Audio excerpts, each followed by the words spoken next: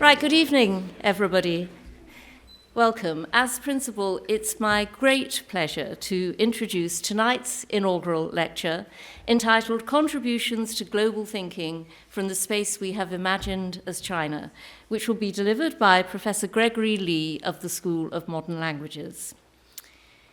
Before I introduce Professor Lee properly, let me first say a few words about our program tonight. Following my introductory remarks, Professor Lee will deliver his lecture. This will then be followed by a vote of thanks from Assistant Vice Principal, Dean of Arts and Divinity, Professor Catherine O'Leary, which will close the formal part of our evening. We will then make our way over to Lower College Hall for a drinks reception to which you're all very warmly invited. These inaugural lectures represent an important tradition here at St Andrews, and they are indeed a mainstay of our academic year. They share the work of our world-leading professorial staff and underline the importance of communicating our scholarship widely within the community. And this evening, I have the pleasure of introducing an academic who excels in using his intellectual rigor and immense but lightly worn expertise to engage with audiences within and out with academia, Professor Gregory Lee. Gregory's journey into the realm of Chinese studies is as captivating as it is inspiring. His academic trajectory, spanning continents and decades, reflects a profound commitment to understanding and elucidating the intricacies of modern Chinese literature and culture. Gregory graduated with a degree in Classical and Modern Chinese from the School of Oriental and African Studies, SOAS, University of London, in 1979. While part of Gregory's heritage lies in China, his fervour for contemporary Chinese culture and literature first occurred at the age of 18 atop a bus when he stumbled upon Chinese studies in a university UCAS, or as it would have been then, UCA, brochure. Now, without casting any aspersions on our esteemed colleagues in the North Hall, we should be thankful that fate steered him away from turning to a previous page of the brochure on chemistry studies. Gregory's fascination with modern Chinese poetry and literature blossomed into a deep appreciation for Chinese culture, leading him to pursue studies in China itself at Peking University in Beijing. There he earned a postgraduate diploma in political economy in 1981. Subsequently, Gregory returned to SOAS to pursue his passion further, completing his PhD in Chinese poetry in 1985. His thesis was entitled Dai Wangshu, The Life and Poetry of a Chinese Modernist. Throughout his doctoral studies, Gregory also served as a supervisor at the University of Cambridge. Upon obtaining his doctoral degree, Gregory embarked on a prestigious British Academy postdoctoral fellowship at the Chinese Academy of Social Sciences Institute of Literature in Beijing in 1985.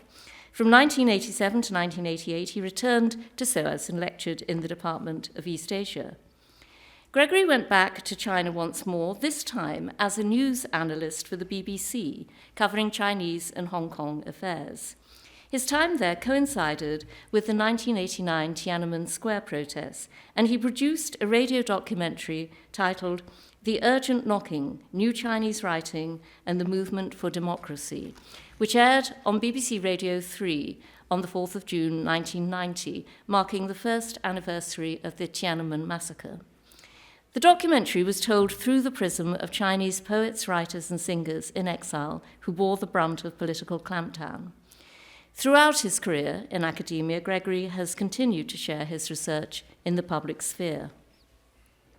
Following his tenure at the BBC, Gregory's expertise then took him to the University of Chicago, where he held the role of assistant professor in East Asian languages and civilization from 1990 to 1994, and where he also undertook a research fellowship at the Chicago Humanities Institute in 1992.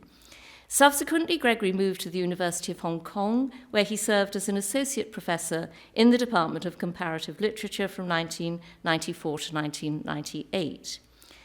Gregory then relocated to France in 1998, where he taught Chinese and transcultural studies at Jean Moulin University Lyon until 2020.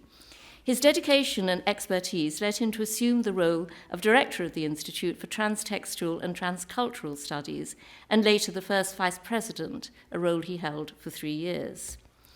During his tenure at Jean Moulin University, Gregory was dedicated to promoting global academic collaboration by simultaneously holding additional academic roles in Asia. From 2005 to 2010, Gregory was an honorary visiting professor at the University of Wuhan, China, and from 2010 to 2012, he served as the chair professor of Chinese and Transcultural Studies at City University of Hong Kong, where he was also founding director of the Hong Kong Advanced Institute for Cross-Disciplinary Studies, cementing his legacy in promoting interdisciplinary scholarship. Gregory's arrival at the University of St Andrews in 2020 marked a pivotal moment in our institution's history. As part of the university's strategic plan for 2018 to 2023, the university took the decision to expand the School of Modern Languages by creating a new department of Chinese Studies. In this context, Gregory was appointed as founding professor of Chinese Studies. Since assuming this role, Gregory has exemplified remarkable leadership, overseeing the development of the new department and shaping the curriculum for both a comprehensive 4-year undergraduate degree and a dynamic postgraduate program.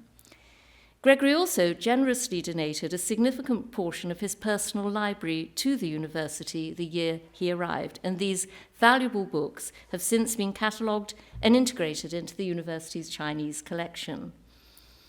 Importantly, our vision for the department diverged from traditional approaches seen in institutions like Oxford, Cambridge, or Edinburgh.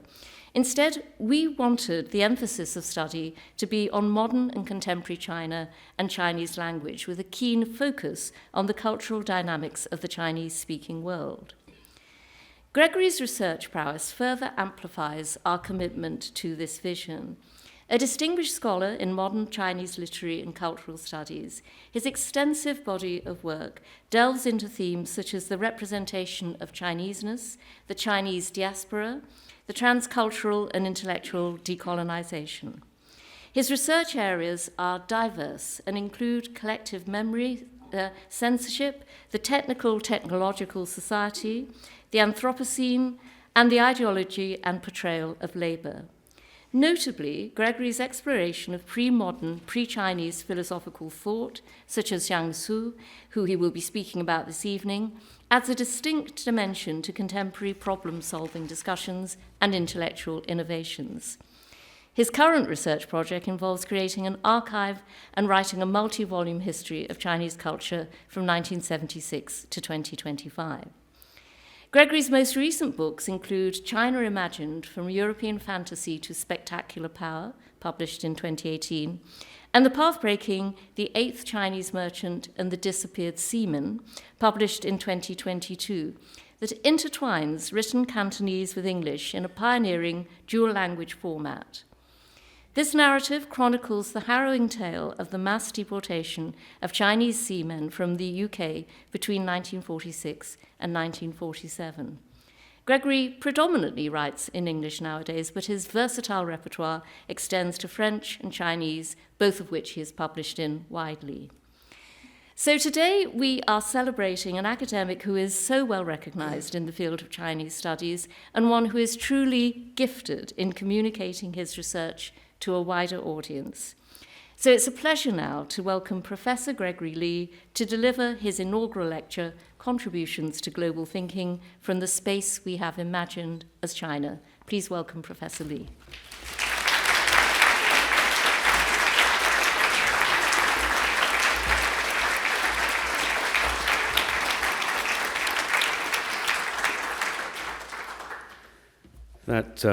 Thank you, Principal, for such a generous and fulsome introduction, which has undoubtedly raised people's expectations beyond what I can do this evening. But I'd like to express my gratitude to you and to all those present here today who've played such an essential role in establishing Chinese studies at St Andrews.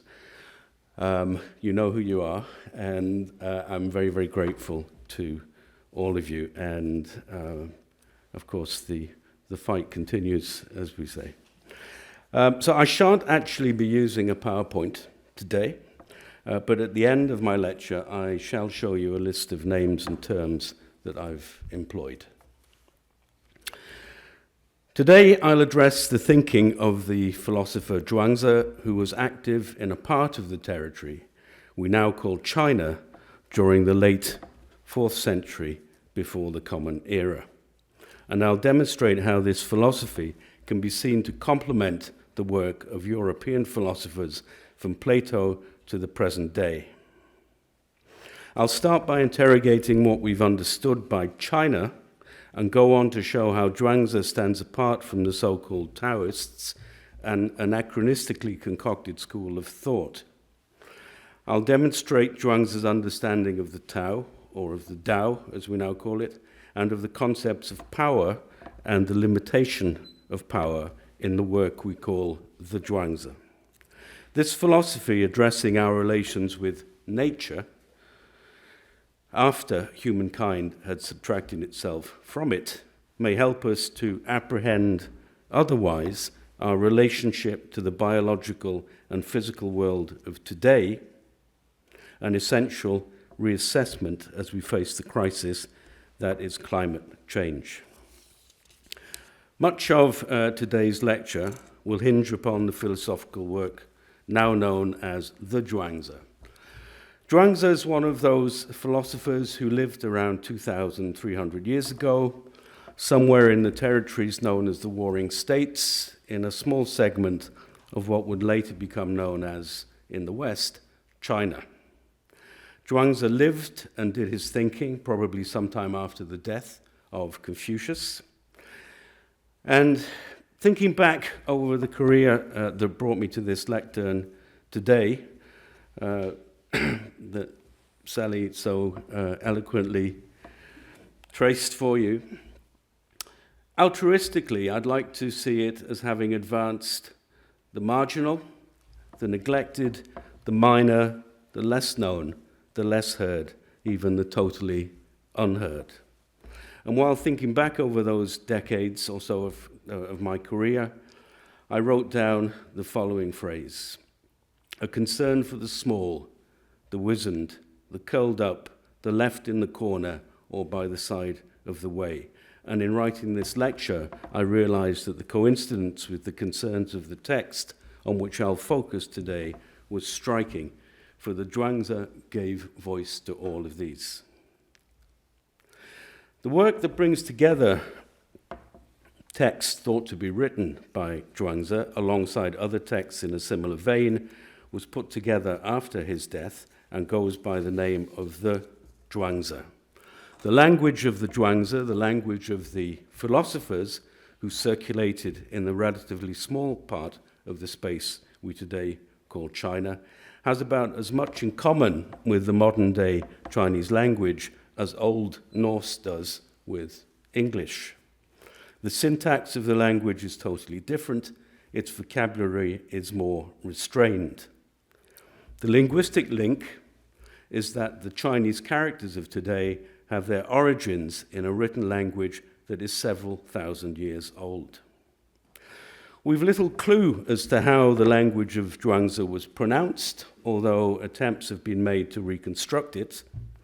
And Confucius doubtless spoke a language that differed from Zhuangzi's, since they were separated by a century or more in time and lived in different states. For the sake of convenience, today we pronounce the language using today's Mandarin, but we can also pronounce it in Cantonese or any other Chinese language. The texts themselves were written on strips of bamboo and bunched together to make books. So my approach to this text is similar to that of the Belgian situationist Raoul van Negum, who described the value of old books as what can be extracted from them and used in the present. The old ogre himself, Chairman Mao, said something similar when he spoke of salvaging elements from the past, before he then went on to advocate the complete destruction of the four olds old ideas, old culture, old customs, and old habits during the Cultural Revolution. So it fell to his spiritual descendant, Xi Jinping, backed by China's followers of the conservative philosopher Leo Strauss, to recuperate and redeploy the old in a predatory fashion so as to justify and maintain the party state in today's China. In order to get to the crux of what I want to say today, the contribution to global thought from the space we Europeans have imagined as China, we must revise and undo a few idées fixes, assumptions that we hold when we talk of China, China, as we Europeans named the place some 500 years ago. China, the alienated matrix for the elaboration of European political philosophy, this complex system, civilization imagined by Voltaire and later used as a vehicle for or against universalism by Montesquieu, Malebranche, Leibniz, Hegel, and others. We must undo seeing China as an Orientalist fantasy, nor must we reduce a state, a society, to a mere geopolitical player, albeit a major one, nor should we see China as no more than an economic opportunity or a military threat. China the bogeyman, China the polluter, China the enemy, China at the origin of COVID, China the purveyor of contagion through Chinese people, or on the streets of Britain, simply Chinese-looking people. This then is my plea for us to see China differently. But here today, I'm here to talk about philosophy in the space we have imagined as China, or if you like, what we in the West, together with 20th century China's philosophers and scholars and their Western followers such as François Julien, have repackaged as Chinese philosophy. The dominant convention in discussing philosophy in and from China was for many centuries to regard it as a form of Oriental wisdom. So-called Western philosophers have been slow to admit the philosophy I address today into their orbit. This tepid and ambivalent reception created in the West was redeployed in modern China at the beginning of the 20th century, when the time came to find a corpus, a canon, to fill the category philosophy understood as a modern university discipline. It's at this moment, the era of the new Chinese nation state, that the notion of Chinese philosophy first emerges in China. The construction of Chinese philosophy in Europe was to a large extent the work of the Jesuits, for Confucianism had been imagined, constructed, reinvented by the Jesuits. Indeed, it was the Jesuits' desire to make Chinese ideas more palatable to Christendom that has left us with watered-down, Christianized translations of some of the key concepts, and significantly for today's conversation, the translation of de as virtue, when for the Zhuangzi at least, the sense is moral force or the power. The Jesuits compounded on a global scale a local elite tendency to see Confucianism as the paramount, the dominant political philosophy. Some, including myself, would call it an ideology, while Taoism, which you may know better as Taoism, merely furnished the stuff of enigmatic speculation. But Taoism is itself a construct of the political syncretism of the 2nd century, which allotted all systems of thought a minor place in the shadow of Confucianism. The Taoists were represented as a group of philosophers who were obscure, even impenetrable, and unconcerned with moral conduct. Into this school called Taoism were agglomerated the philosophers Lao Tzu, Liezi, and Zhuangzi, all of whom had lived at the time of the Warring States 300 to 400 years before our era. Zhuangzi was projected by the Confucian orthodoxy as the most esoteric of them all. The truism that has been seen as the hallmark of the amalgam we call Taoism is the stress on harmony between humankind and the remainder of the world, what we have called nature, what we separated ourselves from. There is in that desire for harmony a chagrin, a baleful acknowledgement that the separation is well and truly established. What should have remained one has become two. In today's world, we'd recognize the causes of climate change through a similar prism. There is no way of reversing the separation between humankind and the ecosphere. There is only mitigation, an attempt to come to terms with, to live in harmony with what remains on the side of that unhappy divorce. And yet the naming of Taoism was almost nonsensical. The Tao of Taoism simply means the way, the route, the method. And this way was sought by all philosophers, including Confucius, although they conceived of it sometimes very differently. But this separating out of Taoism served a purpose, which was to neutralize an alternative way of thinking about the world, even of defining the world. It had its place, but not as a system of thought to be implemented like Confucianism. Confucianism was for the daytime, for the office, and Taoism was for debating with friends on a Saturday night. But this division itself is inherently faulty. As scholars such as my own mentor, the late A.C. Graham, and the Swiss scholar Jean-François Billeterre have amply pointed out. Let's briefly discuss these differences.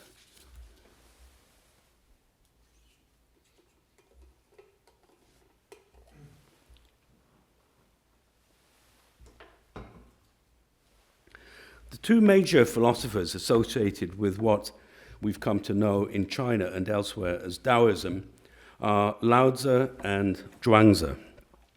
These people existed, but as to how much of the works that bear their name were written by them is open to question and debate. The contents of the works bearing their names, compiled long after their deaths, don't really enable us to know the authors. What we do know about them is anecdotal. But what really concerns us, as we in the School of Modern Languages are at pains to point out to our students, is the text itself rather than the color of the author's eyes. So we talk rather of the Zhuangzi and the Lao-Tzu, or its alternative name, the Tao Te Ching. Wrongly, in my view, the Tao of the Lao-Tzu, despite the confusion around the nebulous notion of inaction, to which many have been attracted, has been seen as the more exoteric of the two. But instead of simply intoning the word Tao and translating it as the way, it would be better perhaps to give one of the many examples of how the Zhuangzi describes the Tao in practice, in the practice of everyday life.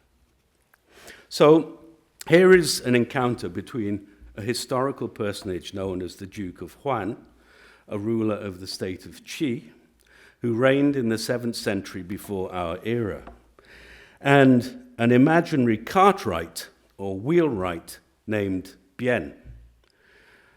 We're in the courtyard of the Duke's palace, which immediately alerts us to the imaginary nature of this encounter. For no mere commoner would ever have been allowed anywhere near a duke, and to address a noble in this way would be to invite an immediate and fatal punishment. But here we go. So, Duke Huan was reading a book up in his hall, while at the foot of the steps, a wheelwright was shaping a wheel. Putting down his mallet and chisel, the wheelwright mounted the steps and said to Duke Huan, "Might I ask what the Duke is reading?" "The words of the great," said the Duke. "Are the great still around?" asked the wheelwright. No, they're dead. So what you're reading is the excrement of the ancients, the wheelwright retorted. Duke Huan said, how does a wheelwright get to discuss what I read? If you can explain yourself, I'll let it go. If not, you die. The wheelwright said, as for me, I look at things from my experience. When I'm chiseling a wheel, if I go at it too softly, then the chisel doesn't bite. If I go at it too forcefully, then it catches in the wood. Not too forceful, not too softly, the hand finds the way and the mind responds. There's a knack to it that cannot be expressed in words, that I haven't been able to transmit to my sons, and that my sons have not been able to get from me. This is why, although I've reached 70, old as I am, I'm still chiseling wheels. The ancients died, taking with them what they couldn't transmit. That is why all you are reading is their excrement. So in terms of knowledge, in terms of what we learn, the Zhuangzi cannot pass on the know-how, but it can pass on why we cannot know how. This dialogue on what is effectively the Tao of carpentry is to be found in one of the outer chapters of the Zhuangzi that discusses precisely books and words. Jean-François Billeterre sees a parallel with an observation of Wittgenstein's. And like Wittgenstein, but some 2,000 years earlier, Zhuangzi calls our attention to our confusing the object with its representation, and to our confusing language with the reality it attempts to describe. According to Wittgenstein, when we form an image of something, we are not observing, or when we represent something, we're not observing. Just before the passage of the Zhuangzi we just read, we find these words which the dialogue is intended to illustrate. Those perceiving do not talk. Those who talk do not perceive. Or, when we perceive, we don't talk. When we talk, we're not perceiving. The passage in full reads, what we look at and can see is but outward bound form and color, and what we listen to and can hear are but words and sounds. How pitiful that people imagine that form and color, words and sounds allow them to grasp the reality of things. They do not realize that when we perceive, we do not talk, and when we talk, we're not perceiving. It's not so much that Wittgenstein was presaged by Zhuangzi, but that Wittgenstein has taught us to appreciate description. And that lesson helps us to understand the Zhuangzi better. The second text I'd like to share with you must be preceded by a trigger warning that we're so used to now in our lectures. The faint of heart may find it distressing. It involves a description of the mechanics of butchery. In a colorful and celebrated dialogue between a cook and a prince, we read of a cook who has spent long years practicing the art of wielding a meat cleaver. On this occasion, the illustrious personage is a contemporary of Zhuangzi, Lord Wen Hui, ruler of the state of Wei, one of the so-called warring states. The rendering here relies on my own reading of the original and an adaptation found in Angus Graham's Zhuangzi, the Inner Chapters. Cook Ding was carving up an ox for Lord Wen Hui. His hand slapped, his shoulder lunged, his foot stamped, and his knee crooked. Hissing and thudding, he brandished his blade and sliced rhythmically, never missing a beat. How excellent, said Lord Wen Hui, that skill should attain such heights. At the end of his task, the cook laid down his knife and replied, What your servant appreciates is the Tao, the way, not the bare skill. The cook continued, when I first began to carve up oxen for a trade, I saw nothing but the ox before me. After 3 years had passed, I saw only the parts of the ox. Today, without looking, my mind directs me, my senses no longer come into it. My mind acts by itself and cleaves along the main seams. My blade touches neither the veins nor the tendons, and at no moment does it ever touch the bone itself. Each time I come across the joint between bones, I discern where it will be hard to handle. I stare at it, and very cautiously I slow down a little. You scarcely see the flick of the cleaver. At one stroke, the tangle of ligaments unravels. Cleaver in hand, I stand back and proudly look around, satisfied, and having cleaned the cleaver, I put it aside. This then is the Tao as an acquisition of experience and practice that it's hard to capture in words, but whose application can be described in words. It will not have escaped your notice that both dialogues relate to what we might call the design of nature, the anatomy of the non-human animal, the structure and tissue of the wood of the tree. In each case, the artisan follows the organic contours of the wood or the beast. The artisan refrains from employing brute force to go against the grain and uses his power with calm restraint. At no moment does my blade ever touch the bone itself. While in English we have no easy equivalent for the Tao, it alludes to a sequence of actions, a savoir-faire, a way of doing, or a spirit of doing inspired by what Spanish speakers might recognize as the duende. In attempting to show the relevance of the Zhuangzi to today's world and how it may be married with the thought of several philosophers of the 20th century, in this lecture I invoke Zhuangzi just as one might call upon Spinoza or Wittgenstein. But you might object, saying, but Spinoza and Wittgenstein are philosophers of modernity. Zhuangzi is 2,000 years old, perhaps. But then what is more modern than a concern with humankind's relationship to the rest of our physical and biological environment? What is more necessary than a philosophy that tells us to fix limits, to learn to live without? More necessary than a philosophy that describes the contours of power and how to use that power with restraint, or indeed not at all. But let me first try to undo that conflation of Laozi and Zhuangzi into what we call Taoism. Again, I lean on Billeter in establishing these distinctions. Both Laozi and Zhuangzi were interested in power, although Zhuangzi is associated with the retreat from power, while Laozi is interested in its workings, in politics, an interest expressed in such a way as to have inspired the princes of old, but also modern-day anarchists around the globe.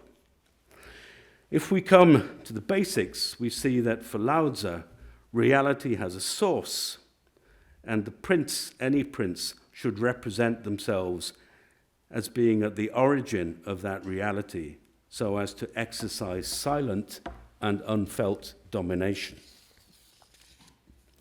For the Zhuangzi, reality has no source, and the thought of Zhuangzi was not deployed by society for political or religious ends. Early on, the figure of Laozi, however, was seen as a political philosopher and would later also become the source of religious Taoism, which makes use of the Tao Te Ching or the Laozi.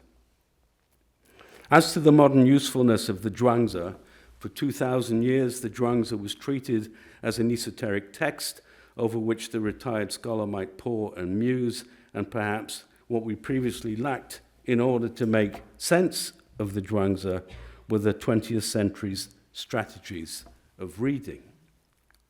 And indeed, recent ways of seeing and reading have furnished us with a new means of problematizing our subjective experience. With these new strategies, we reread the philosophies of the past differently, in such a way that the present historical moment not only makes possible a new reading of the Zhuangzi, it also makes us ideal readers. Indeed, nothing condemns us to submit to the authority of 2,000 years of commentaries. I've mentioned the Warring States several times, and despite the name, during that period of several hundred years, there wasn't constant warfare, but there was fragmentation and political disorder. And that fragmentation enabled thinkers to take advantage of the divisions of territorial and political power and to exist and even to flourish between the cracks. But 2,200 years ago, the Qin unified the states that existed at the core of the mass of land that we today call China. There followed a 400-year-long consolidation under the Han, and the space for diverse and alternative philosophical debate was closed down, subsumed under a single authority. In the third decade of the 21st century, we're no strangers to such an all-enshrouding authority. In order to discuss one of the major concerns of the Zhuangzi, the question of power, more broadly and in greater depth, we first need to look at the power relations between Tian and Ren. Tian may be rendered as heaven, the heavens, the sky, but let us call it for now nature with a capital N, and Ren we can translate as human or humankind. 5,000 miles away from where we sit today, there's a common saying that's been current for 1,000 years, and the phrase is Tian Ren He Yi. Heaven, humankind come together as one. It's a notion that circulated for a millennium and still circulates in today's China, but which has been interpreted in various ways. The notion was part of a Confucian-dominated syncretic ideology which neatly resolved the relations between earth, heaven, and humankind. But it was not until the 11th century that the Confucian philosopher and politician Zhang Zai coined the phrase as such. Zhang's ideas loomed large in the 13th century Confucian revival that we call Neo-Confucianism. It demanded no radical change of direction, but rather a reinforcement of the idea that the individual could achieve sagehood through human goodness. For the Neo-Confucianists, there was no doubt about the dominant place of humankind in the relationship between humankind and the earth, all that was under the sky. Zhuangzi never used the phrase Tian Ren He Yi. His notion of a necessary coming back together, a desire for convergence, was expressed as a new cohabitation, an entente in which heaven is the physical and biological world. In the Zhuangzi, the description of Tian, nature on the one hand, and Ren, humankind on the other, as separate entities, exposes a regret about a world gone wrong, a world long vanished, having given way to humankind's domination over the physical world in the shape of canals, irrigation, and farming, which taken together project a much longer trajectory of what we now call the Anthropocene. To sum up, at the outset, Ren, or humankind, was not separate from Tian, but by the time of Zhuangzi, it had become irrevocably so. To illuminate what the Zhuangzi understands as Tian, translated literally as heaven or sky, or better, nature in the sense of Plato's thesis, nature and necessity, let me talk you through a part of a dialogue that occurs elsewhere in the outer chapters of the Zhuangzi. It's in a passage entitled The Autumn Floods, and the Earl of the River, who sees little use for the niceties of the Tao, confronts the Lord of the Northern Sea, where the autumn floods have led the swollen river. So, asked the Earl of the River, what do you call Tian? What do you mean by Ren? The Lord of the Northern Sea replied, oxen and horses have 4 feet. This is Tian. Putting a halter around the horse's neck and putting a ring through an ox's nose, this is ren, human. That is why I say, continued the Lord of the Northern Sea, do not let the human destroy the tien within you. Don't let the intentional destroy the necessary. Here, the intentional, the willed for, the wittingly desired, is portrayed as a human quality, while the necessary relates to tien, to nature. And the Lord of the Northern Sea concludes, tien is within, the human is without. Your power to act, de, resides in what is tien in you. Know in what consists the action of tien compared to mere human action. Place yourself in the position to act by basing yourself on tien. There is a hierarchy, however. Human intentional and conscious activity is ranked beneath heavens or natures, which is necessary and spontaneous, and regarded here as superior. Tien then relates to the spontaneous, the necessary, the efficacious. The human, unlimited and conscious will, the intentional, is the cause of errors and failures. What is called for is a balance between doing things in line with a conscious will on the one hand and in accordance with the natural order or flow on the other. We saw this illustrated, did we not, in the dialogues with the butcher and the wheelwright. The call for restraint, for limits, is an appeal for a just balance. The 20th century Franco-Greek theoretician Cornelius Castoriadis framed the question in terms of self-limitation and more specifically of self-limited freedom. And this very limitation of both power and desire was a question central to Zhuangzi. The Zhuangzi, unlike the commentaries that have watered down and attempted to neutralize its import, advocated the right balance. Zhuangzi, like Plato, was concerned with right measure, with the relative size of objects, the issues of perspective. Without these, can we achieve the right balance of power? While Confucianism's ambition was the re-establishment of the practice of regal power along the lines of mythical wise kings, the Zhuangzi's ideal would consist in regaining that moment before so-called civilization and the dominance of the urban and the technical, a moment when humankind had not been separated out from the now externalized world. Thus, what mattered, according to the Zhuangzi, was not the petty politics of princely power, but how power was to be exercised and limited. Again, the idea that the Zhuangzi was simply uninterested in and by power stems from an ideology instituted by those who manipulated the reception of the text. But the Zhuangzi calls not for a wholesale refusal of power, as our colleague Billeterre justly noted. Rather than a rejection of power, Zhuangzi puts forward a radical critique of power. It was the misinterpretation, the dilution of the Zhuangzi's intent that rendered it harmless to the Confucian order. What can the Zhuangzi teach us about the exercise of power and non-power? Or rather, the refraining from the deployment of power, the power to wage war, the power to exploit natural resources, the power, in other words, to dominate. Restraint here alludes not to the ethics of powerlessness dear to Gandhi and the civil rights movement, but to a restraint, a self-limitation similar to that promoted by the 20th century French political thinker Jacques Ellul, for whom the spirit of powerlessness goes beyond passive non-violence and constitutes, I quote, the choice not to dominate, not to exploit, even not to use at all the means of power that might be available to us. There's an overlap here between the understanding of Ellul and of Cornelius Castoriadis, and indeed there was a written correspondence between the two. Castoriadis proposes, if not to reverse humankind's willful separation from the rest of the biological and physical world, at least to mitigate it.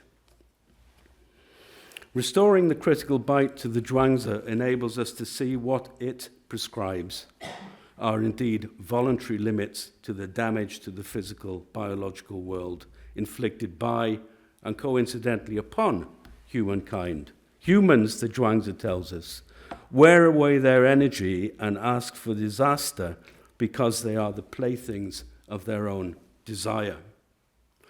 Spinoza, some 1900 years later, would describe this as conatus, that desiring force at the origin of all servitudes. Power in the Zhuangzi is a moral strength, a fortitude, the power to control and channel the will to do. Humans can acquire the power to want and to not want, and thus free themselves from error. The Zhuangzi thus proposes an even-handed exercise of power by a mastery of human will, which only on occasion may manifest itself as the non-exercise of power. There will be an interesting insight to be gained into the question of power and restraint by confronting Zhuangzi's idea on power and the holding back of power with the ideas of the Italian philosopher Giorgio Agamben. Agamben's not one of my habitual references, his long flirtation with Martin Heidegger being, in my eyes, only partly offset by his later espousal of Walter Benjamin. But he is one of the few contemporary philosophers to have addressed this question in depth. Agamben's reply to the question of separation is suspension, the proposition that power must both suspend itself and turn in on itself. For Agamben, the very characteristic of power lies in its ability to hold back, in power as the power not to. However, countering Agamben, the French contemporary thinker Frédéric Laudon points out that holding back, restraint, requires anything but the suspension of power. As he says, and as Zhuangzi had demonstrated, common experience amply shows how much power is needed to hold back from an initial inclination to wield power.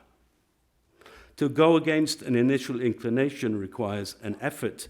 Holding back, self-restraint, requires the mobilization of a part of one's power against another part. Holding back is anything but the suspension of power suggested by Agamben. Humankind's reflection on limiting its impact on, its domination over what we commonly call nature, no doubt took place in various cultures of the pre-modern world.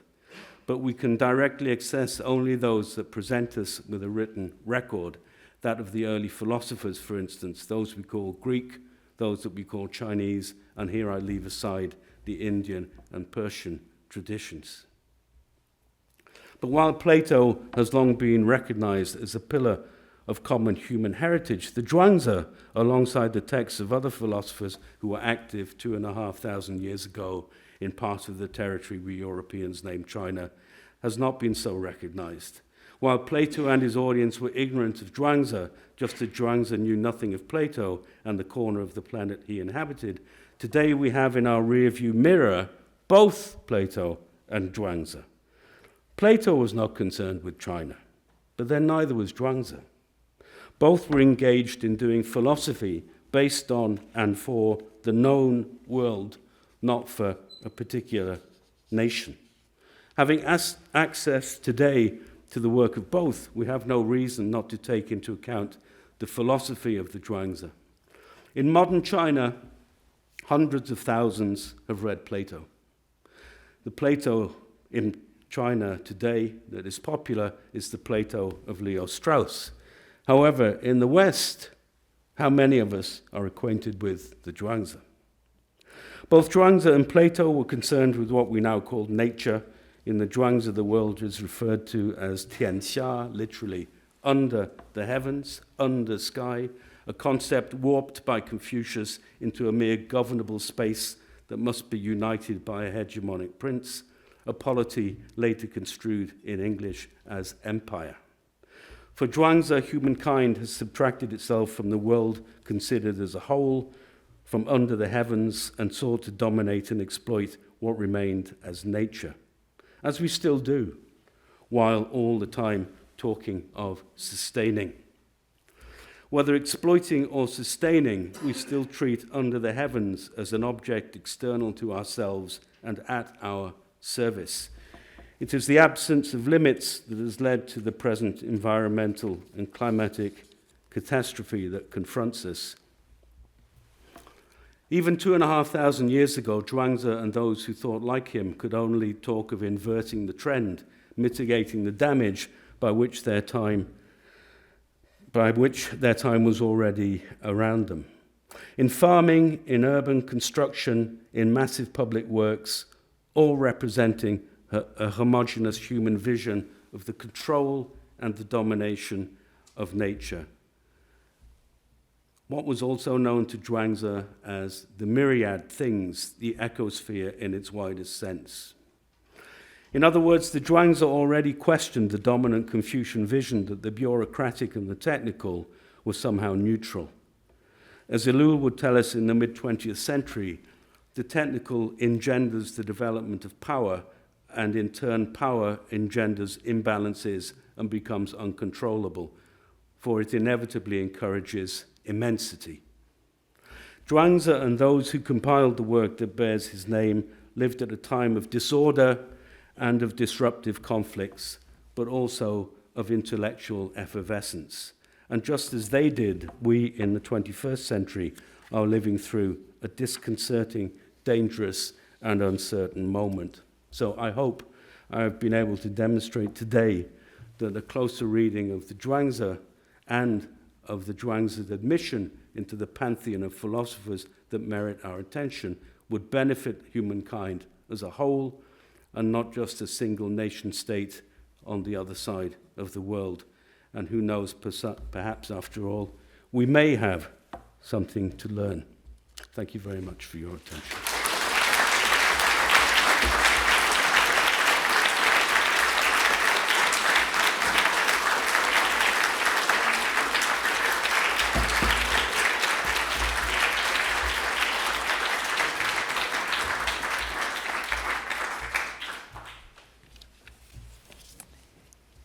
It is my very great pleasure to offer the vote of thanks to Gregory Lee, founding Professor of Chinese at the University of St Andrews, for his erudite and stimulating lecture on contributions to global thinking from the space we have imagined as China.